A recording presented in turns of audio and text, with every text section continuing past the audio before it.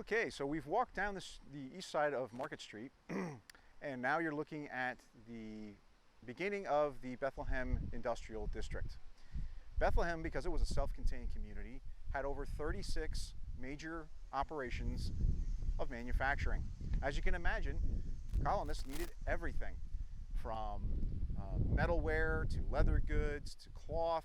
All of these things had to be produced locally within the city limits. So what we're looking at here is actually a reproduction of the original blacksmith shop. Now in the blacksmith shop there would have been not only numerous licensed blacksmiths, but also their apprentices working on creating all of the ironwork that was necessary for the community.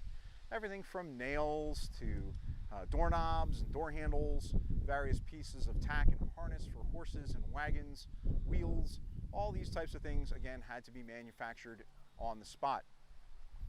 The main fuel source for the blacksmith shop was actually wood and charcoal, not coal as you will see in later eras.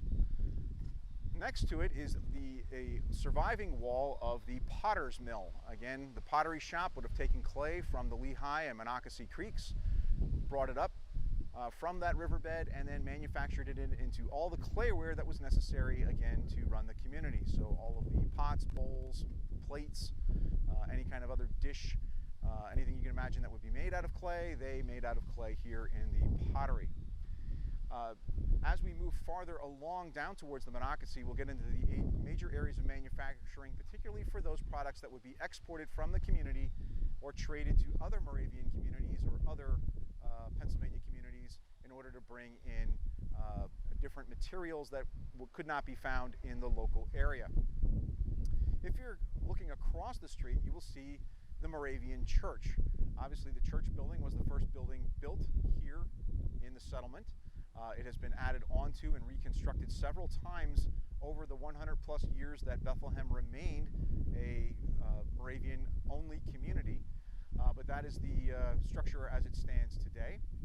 And then across the street from that, you'll begin to see some of the other Moravian structures that we're going to talk about when we talk about Moravian life and how folks actually lived, as folks were broken up into various groups. Behind you, you'll also see the historic Hotel Bethlehem, which of course wasn't built until modern times. And you'll see the walkway where the pilgrims have marched past there on their way down to gather various goods from the historic district. Across the street, also, you'll see the Moravian bookshop from a different angle, as well as Musselman Jewelers, which is one of the historic buildings here in Bethlehem, but again, that would have been built in the 1800s, and that's why it has that brick construction. Speaking of construction, you'll note that all the Moravian buildings here in the industrial area are built out of stone. The Moravians, because they came from Central Europe, were very good at stonemasonry, and so all of their buildings were built of this gray river stone and used the mortar cement technique that you see with the archways made out of brick.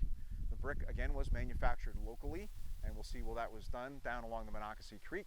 And then they had a roof style, again, very similar to what you would find in Central Europe, with chimneys and bellows and all those things you associate with a blacksmith shop.